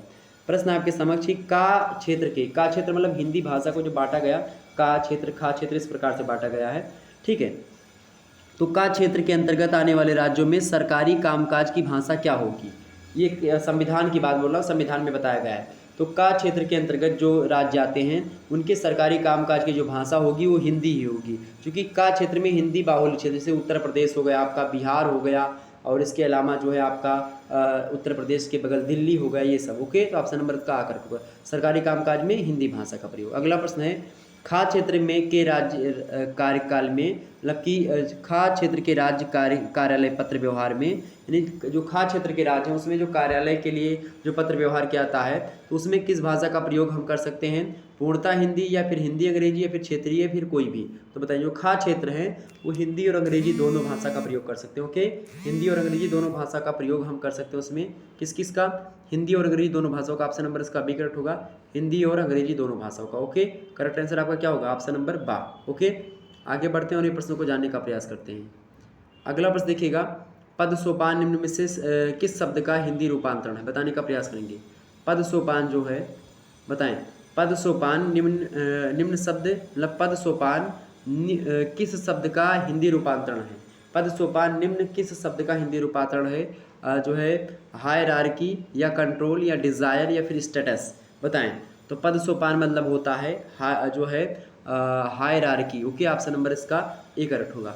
अगला प्रश्न देखिएगा, शक्ति हस्तांतरण का सिद्धांत। शक्ति हस्तांतरण का सिद्धांत किसी राज्य के सुशासन का कैसा स्वरूप है? शक्ति हस्तांतरण का सिद्धांत किसी राज्य के सुशासन का कैसा स्वरूप है भाई? तो कैसा स्वरूप है? शक्ति हस्तांतरण एक प्रकार से आदर्श स्वरूप है। शक्ति हस्तांतरण का सिद्धांत किसी राज्य के सुशासन का आदर्श स्वरूप है। Option number ideal, option number इसका डी करेक्ट होगा। अगला प्रश्न है, संविधान के किस अनुच्छेद में कहा गया है कि संघ की राजभाषा हिंदी और लिपि देवनागरी होगी? तो सभी को पता होगा, अनुच्छेद 343 में कहा गया है। ऑप्शन नंबर इसका आ करेक्ट होगा।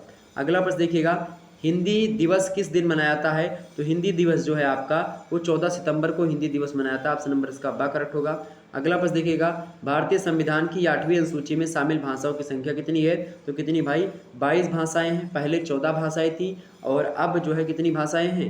अब 22 भाषाएं हैं। सिंधी जोड़ी गई, जो है 14 के बाद में 15 हो गई। उसके बाद में 3 है, नमक भाषा जोड़ी गई आपका जो है नेपाली, मणिपुरी और कोंकणी। ओके, ये भाषा जोड़ी गई तो जो है 14 और 4 18 हो गई। उसके बाद में 4 भाषाएं और जोड़ी गई। बोडो मास, बोडो मास मतलब क्या होता है? बोडो मास मतलब बो से जो है बोडो भाषा, डो से डोगरी भाषा और मास मतलब होता है क्या?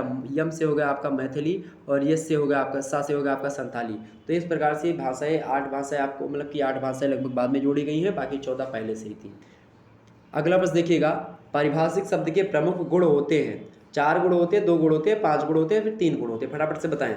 तो पारिभाषिक शब्द के प्रमुख गुण कौन से होते हैं? पारिभाषिक शब्द के प्रमुख गुण कितने होते हैं भाई? तो 2 होते हैं। ऑप्शन नंबर इसका करेक्ट आंसर होगा बी, ऑप्शन 2। अगला प्रश्न देखिएगा, मोस्ट इंपोर्टेंट है एग्जाम पॉइंट ऑफ व्यू से। प्रश्न है कि जिन शब्दों की सीमा बांध दी जाती है वे पारिभाषिक शब्द होते हैं और जिनकी सीमा नहीं बांधी जाती वे साधारण शब्द होते हैं। ये परिभाषा किसने दी है? फटाफट से बताने का प्रयास करेंगे, फटाफट से बताने का प्रयास करेंगे। जिन शब्दों की सीमा बांध दी जाती है वे पारिभाषिक शब्द होते हैं और जिनकी सीमा नहीं बांधी जाती है, जिनकी सीमा नहीं बांधी जाती है वे साधारण शब्द होते हैं।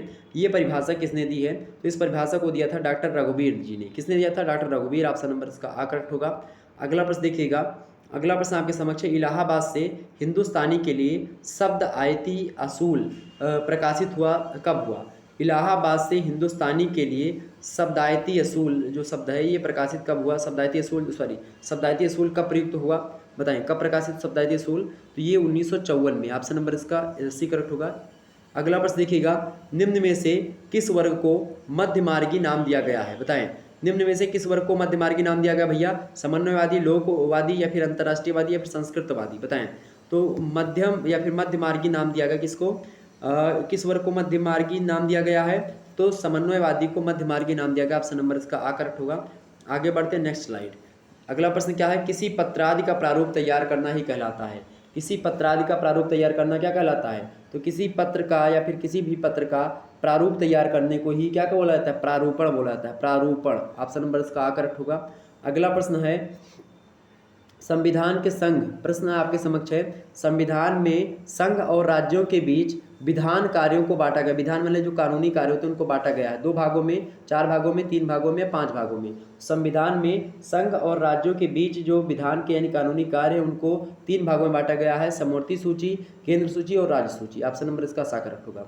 अगला प्रश्न देखिएगा, प्रशासन हेतु विभिन्न कार्यालयों में प्रयोग किया जाता है। प्रशासन हेतु विभिन्न कार्यालयों में प्रयोग किया जाता है हिंदी का, अंग्रेजी का, तमिल भाषा का, मराठी भाषा का। तो प्रशासन के लिए अधिकतर कार्यालयों में, विभिन्न कार्यालयों में हिंदी भाषा का प्रयोग किया जाता है। ऑप्शन नंबर इसका आ करेक्ट होगा। अगला प्रश्न देखिएगा, जो विचार लिखे जाते हैं उन्हें क्या कहा जाता है? जो विचार लिखे जाते हैं उनको टिप्पणी कहते हैं, मसौदा लेखन कहते हैं, संक्षेपण कहते हैं, प्रारूपण कहते हैं। तो जो विचार लिखे जाते हैं उनको टिप्पणी कहते हैं। अपने विचारों को लिखना, किसी लेख पर, किसी मुद्दे पर, किसी मसले पर अपने लेख को जो है लिखित करना है, फिर अपने विचार को लिखना, लिखित रूप देना, उसी को टिप्पणी कहा जाता है। ऑप्शन नंबर इसका करेक्ट होगा। अगला प्रश्न देखिएगा, अगला प्रश्न आपके समक्ष है, वह भाषा जो सरकारी कामकाज तथा न्यायालयों के लिए स्वीकृत होती है या परिभाषा किसने दी है? जो है वह भाषा जो सरकारी कामकाज तथा न्यायालयों के लिए स्वीकृत हो। कार्यालयी हिंदी की परिभाषा इस प्रकार से किसने दी है? तो इस प्रकार की परिभाषा दी है डॉक्टर श्याम सुंदर दास ने। डॉक्टर श्याम सुंदर दास ने कार्यालयी हिंदी की परिभाषा को देते हुए कहा कि वह भाषा जो भाषा सरकारी कामकाज और न्यायालयों में प्रयोग की जाती है, उसी भाषा को हम जो है कार्यालयी हिंदी बोलेंगे। अगला प्रश्न है, कार्यालयी हिंदी का दूसरा महत्वपूर्ण अंग कौन सा है? कार्यालयी हिंदी का दूसरा महत्वपूर्ण अंग कौन सा है भाई, फटाफट से बताएं। तो कार्यालयी हिंदी का दूसरा महत्वपूर्ण अंग क्या है? संक्षेपण, प्रारूपण, प्रतिवेदन लेखन या फिर जो है कार्यव्रत लेखन। तो भाई प्रारूपण। कार्यालयी हिंदी का जो दूसरा महत्वपूर्ण अंग है वो कौन सा है? वो प्रारूपण है। ऑप्शन नंबर इसका बी करेक्ट होगा। अगला प्रश्न देखिएगा, सरकारी कामकाज के संबंध में जांच करना, तथ्यान्वेषण, सुझाव, इन सभी का विस्तृत विवरण प्रस्तुत करना क्या कहलाता है? सरकारी कामकाज के संबंध में जांच करना, तथ्यान्वेषण करना, सुझाव, इन सभी का विस्तृत विवरण या फिर प्रस्तुत करना क्या कहलाता है? इसी को प्रतिवेदन कहा जाता है। ऑप्शन नंबर इसका आ करेक्ट होगा। अगला प्रश्न आपके समक्ष है, मंत्रालय में हर कार्य के लिए, प्रश्न है मंत्रालय में हर कार्य के लिए विभाग होते हैं, इन विभागों को सामान्य रूप से कहा जाता है। मंत्रालय में हर कार्य के लिए विभाग होते हैं, इन विभागों को सामान्य रूप से क्या कहा जाता है भाई? तो इनको कार्यालय बोला जाता है। ऑप्शन नंबर इसका सी करेक्ट होगा। इसको क्या बोला जाता है? कार्यालय। तो मंत्रालय में हर कार्य के लिए विभाग होते हैं, विभागों को सामान्य रूप से कार्यालय बोला जाता है। ओके, अगला प्रश्न देखिएगा, कार्यालयी भाषा का उद्देश्य क्या है? कार्यालयी भाषा का क्या उद्देश्य है भाई? तो हिंदी का प्रचार प्रसार करना बिल्कुल है, और देश की राष्ट्रभाषा सुनिश्चित करना ये भी कार्यालयी हिंदी का ही उद्देश्य है। इसके अलावा हिंदी को सम्मान दिलाना भी कार्यालयी हिंदी का ही उद्देश्य है, नहीं कार्यालयी भाषा का। तो ऑप्शन नंबर इसका डी करेक्ट होगा। ये सभी करेक्ट आंसर हो गया। Option number D is right answer. कार्यालयी भाषा के सारे उद्देश्य। अगला प्रश्न है, कार्यालयी हिंदी के क्षेत्र अधिकारों को किस नियम के अंतर्गत स्पष्ट किया गया है? बताएं। कार्यालयी हिंदी के क्षेत्र अधिकारों को किस नियम के अंतर्गत स्पष्ट किया गया है? राजभाषा अधिनियम 1955 या राजभाषा नियम 1964 या राजभाषा नियम 1970 या राजभाषा नियम 1980? बताएं। तो कार्यालयी हिंदी के क्षेत्र अधिकारों को किस नियम के अंतर्गत स्पष्ट किया गया भाई? तो वो राजभाषा नियम 1955 के अंतर्गत। ऑप्शन नंबर इसका आ करेक्ट होगा। ऑप्शन नंबर इसका आ करेक्ट होगा। अगला प्रश्न देखिएगा, कार्यालयी हिंदी को कार्य पद्धति के अंतर्गत आती है? बताएं। प्रश्न आपके समक्ष है, कार्यालयी हिंदी की कार्य पद्धति जो होती है वो किसके अंतर्गत आती है? संघीय कार्य पद्धति के, या राज्य शासन कार्य पद्धति के, या सचिवालय कार्य पद्धति के, या इन सभी के? बताने का प्रयास करेंगे भाई। तो कार्यालयी हिंदी कार्य पद्धति के अंतर्गत जो है संघीय कार्य पद्धति और राज्य शासन की कार्य पद्धति और इसके अलावा सचिवालय कार्य पद्धति, ये सब आती है। ऑप्शन नंबर इसका डी करेक्ट होगा। ये सभी करेक्ट। अगला प्रश्न देखिएगा, अगला प्रश्न आप लोगों के समक्ष आ चुका है। अगला प्रश्न है कि विशेष प्रकार के आलेख को छोड़कर अन्य प्रारूपण विभाजित किए जाते हैं। विशेष प्रकार के आलेख को छोड़कर अन्य प्रारूपण विभाजित किए जाते हैं 3 भागों में, 4 भागों में, 6 भागों में या 2 भागों में? बताएं। फटाफट से बताने का प्रयास करेंगे, फटाफट से बताने का प्रयास करेंगे। एग्जाम पढ़ने में से बढ़िया प्रश्न है। प्रश्न है कि विशेष प्रकार के आलेख को छोड़ करके अन्य प्रारूपण विभाजित किया सकते हैं। तो भाई 3 भागों में। ऑप्शन नंबर इसका आ करेक्ट होगा।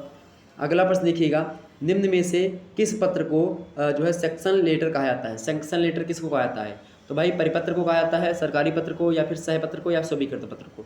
तो भाई जो है सेक्शन लेटर जो है स्वीकृत पत्र को जो है सेक्शन लेटर कहते हैं। ऑप्शन नंबर इसका डी करेक्ट होगा। अगला प्रश्न है, मंत्रालयों के बीच होने वाले पारस्परिक पत्र व्यवहार या अंतर्विभागीय पत्र व्यवहार के लिए प्रयुक्त पत्रों को नहीं माना जाता। सरकारी पत्र नहीं माना जाता, या परिपत्र नहीं माना जाता, या स्वीकृत पत्र नहीं माना जाता, या फिर ये सभी पत्र नहीं माने जाते भाई।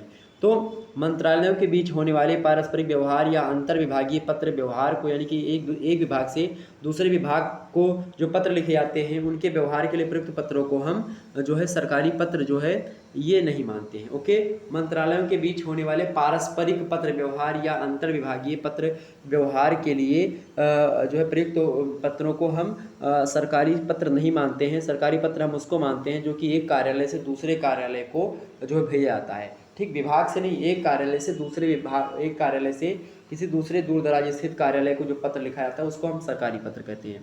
अगला प्रश्न देखिएगा, अगला प्रश्न है एक बार सभी लोग वीडियो को लाइक और शेयर, जितने भी लोग देख रहे हो सभी लोग वीडियो को लाइक और शेयर कर दीजिएगा फटाफट से। अगला प्रश्न है, किसी सरकारी कार्यालय, संस्थान, संगठन में पत्र लेखन से पूर्व उनका कच्चा रूप अथवा मसौदा तैयार करने को प्रारूप लेखन या आलेखन कहते हैं। यह परिभाषा किसने दी है? और यही परिभाषा बेटर भी है, अच्छी परिभाषा है। तो भाई इसकी ये परिभाषा दी है डॉक्टर राम प्रकाश और दिनेश गुप्ता जी ने, दोनों की परिभाषा मिली जुली। क्या परिभाषा?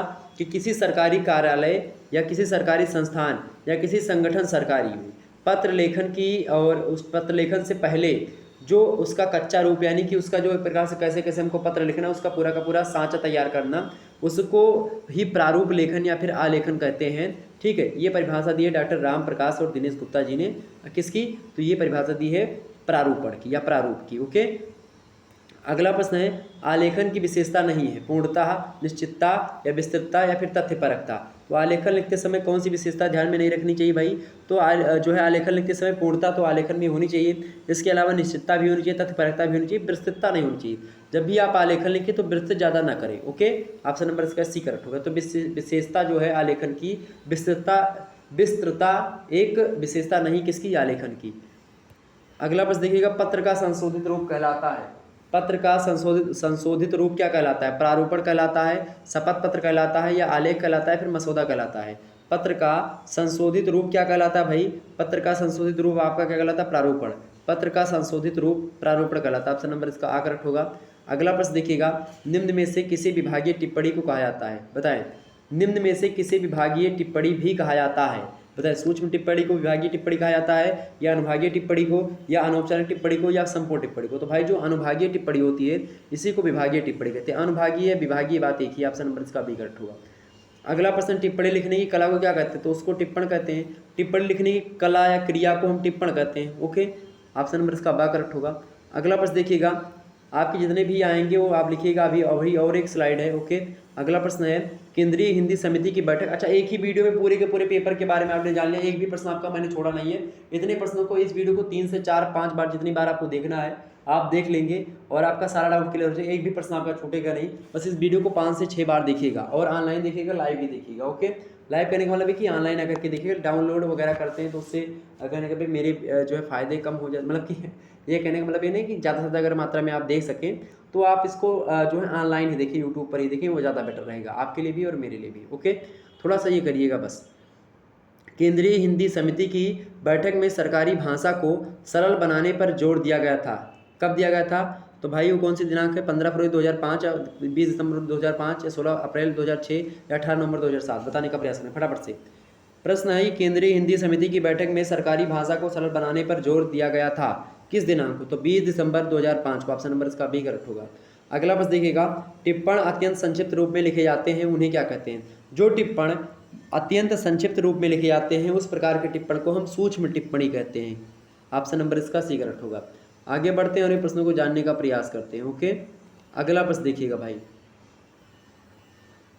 अच्छा, ये जरूरी नहीं कि मैं भाई बोल रहा हूँ तो उसका मतलब कि जो बहनें हैं उनको मैं नहीं बोल रहा हूँ। एक बार मैंने ऐसे भाई भाई बोल रहा था तो एक वीडियो में कमेंट भी आया था कि सर जी आप भाई भाई बोलो, क्या भाई ही पढ़ते हैं बहनें नहीं पढ़ती हैं? तो हम कहा नहीं नहीं, बिल्कुल बहनें भी पढ़ती हैं, भाई भी पढ़ते हैं, सभी पढ़ते हैं। और भाई निकलने की आदत है तो उसके लिए माफ़ी चाहेंगे, और कोई दिक्कत और हो तो बताइएगा मुझे ज़रूर। ओके, चलिए फटाफट से वीडियो को लाइक कर से, और भी जिस सब्जेक्ट के आपको चाहिए उसको भी आप कमेंट सेक्शन में लिख दो, मैं उसको भी देने का प्रयास करूँगा। लिखित चाहिए और भी लिखित में मॉडल पेपर दे दूँगा। ऑब्जेक्टिव बोर्ड चाहिए और ऑब्जेक्टिव भी दे दूँगा। देखिए प्रश्न है आपके समक्ष कि पहला कंप्यूटर। अच्छा, मैं ऐसा नहीं कि मैं 20 प्रश्नों को या 10 प्रश्नों को बता करके मॉडल पेपर के व्यू बढ़ाने के चक्कर में बोलूं।